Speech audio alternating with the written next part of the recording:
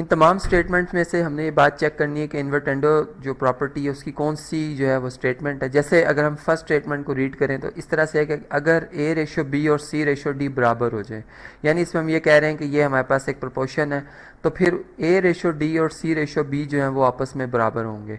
अब देखिए ये जो स्टेटमेंट है बेसिकली जो इन्वर्टेंडो थ्योरम है ये इन्वर्स से आया है, यानी इसमें हम बेसिकली जो है इन्वर्स कर देते हैं। जैसे ए रेशो बी लिखा तो हम इसको बी रेशो ए कर देंगे, इनको आपस में इनकी पोजीशन को बदल देंगे।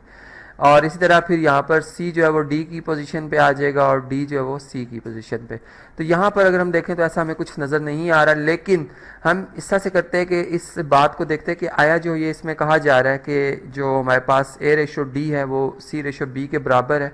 हम अपनी इंफॉर्मेशन के लिए इसको चेक कर लेते हैं कि क्या ऐसा हो भी सकता है या नहीं हो सकता। तो चले जी इसे एक दफ़ा कॉपी करते हैं, ये स्टेटमेंट है हमारे पास, और इसे कॉपी करते हैं और फिर पेस्ट कर लेते हैं यहाँ पर। चलें जी ये आ गई स्टेटमेंट। और अब गिवन जो बात है ये बात हम जानते हैं कि ए रेशो बी और सी रेशो डी ये बराबर है। तो इसका मतलब यहाँ हम यूँ स्टार्ट करेंगे कि ए ओवर बी, यानी ए रेशो बी को मैं ए ओवर बी लिख सकता हूँ और सी रेशो डी को मैं सी बाय डी लिख सकता हूँ।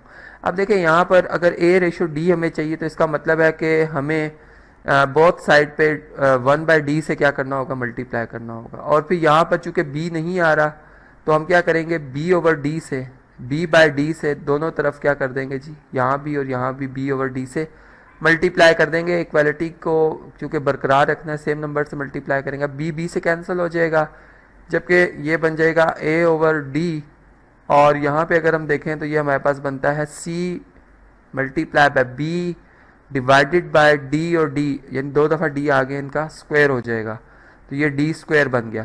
अब आप देखो कि क्या ये वो बात है जो कि ऊपर लिखी हुई है। अगर मैं इसको रेशो की शेप पे लिखूँ तो मैं यूँ कह सकता हूँ कि ए रेशो बी जो है ये इक्वल टू है जी C B ratio D square के। तो अब ये क्या इसके इक्वल है, बिल्कुल ये इसके इक्वल नहीं है। इसका मतलब है कि ऐसा पॉसिबल भी नहीं है। यानी जो बात एक तो रॉन्ग इस लिहाज से है कि जो हमारे पास इन्वर्टेंडो थ्योरम की स्टेटमेंट है वो ये नहीं है, और दूसरी बात ये है कि इसमें जो कहा जा रहा है वो ऐसा एग्जिस्ट भी नहीं करता। फिर अगर हम इस स्टेटमेंट को समझें जिसमें ये कहा जा रहा है कि अगर ए रेशो बी और सी रेशो डी बराबर हो जाएं तो फिर ए रेशो सी और बी रेशो डी बराबर होते हैं। अब अगर आप देखो तो इसमें क्या हो गया कि इसमें हमने सी को बी की जगह रिप्लेस किया और बी को सी से रिप्लेस कर दिया, यानी हमने यहाँ पर अल्टरनेट एक दूसरे के जो है ये यहाँ पर लिख दिए, दोनों मीन्स को आपस में चेंज किया। तो ये बेसिकली इस प्रॉपर्टी को हम कहते हैं अल्टरनेंडो जो है हमारे पास प्रॉपर्टी है। अब ये प्रॉपर्टी जो है इसको मैं इन्वर्टेंडो प्रॉपर्टी नहीं कह सकता, ठीक। तो ये बात हमें यहाँ से पता चल गई कि ये अल्टरनेंडो प्रॉपर्टी नहीं है।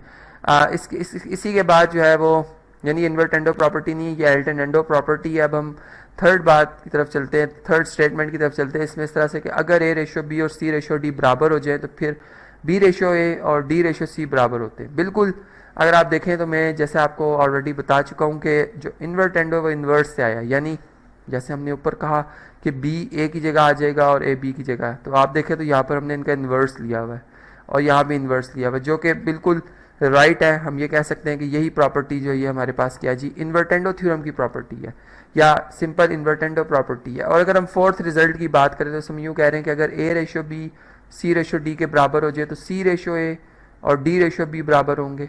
देखें अब अगर मैं इसी से आगे इसको कंटिन्यू इस तरह से करूँगा, इसके बाद अगर मैं अल्टरनेंडो थ्योरम लगाता हूँ तो मैं यूँ करता हूँ कि मैं लिखूँगा ए रेशो सी ये इक्वल टू हो जाएगा किसके जी, बी रेशो डी के। ये मैंने कौन सी प्रॉपर्टी लगाई है जी, ये मैंने लगाई है अल्टरनेंडो प्रॉपर्टी। और अगर मैं इस अल्टरनेंडो प्रॉपर्टी के ऊपर फर्दर जो है वो इन्वर्टेंडो प्रॉपर्टी लगा दूँ, जो कि मैंने यहाँ पर आपको बताई कि हम ए को बी की जगह और बी को ए की जगह लिख दें, तो ये सी को अगर ए की जगह लिख दिया जाए और ये बन जाएगा जी सी इज टू ए, और जबकि यहाँ पे हमारे पास आ जाएगा डी इज टू बी, जो कि फिर ऊपर जो लिखी हुई कंडीशन है वो, यानी ऐसा एग्जिस्ट कर सकता है। लेकिन ये जो प्रॉपर्टी इसको हम इन्वर्टेंडो प्रॉपर्टी नहीं कहेंगे, ये बेसिकली दो प्रॉपर्टीज़ के बाद आने वाला कोई रिजल्ट है जो कि यहाँ पर हमने लिखा हुआ है। तो फिर जो हमसे बात पूछी गई थी उसके मुताबिक ये वो रिजल्ट नहीं है। इसी तरह इसको भी हमने देखा था कि ये अल्टरनेटो प्रॉपर्टी थी, ये इन्वर्टेंडो प्रॉपर्टी नहीं थी। तो इस तरह से अब हम जब भी हमसे कोई इस तरह की स्टेटमेंट पूछी जाती है तो हम किस तरह से इस चीज़ का अंदाज़ा लगाएं कि ये इन चार में से या जितनी भी स्टेटमेंट्स हैं इनमें से कौन कौन सी इन्वर्टेंडो प्रॉपर्टी है और कौन सी नहीं है, उस बात को हमने आज जो है वो ज़रा डिटेल में समझा।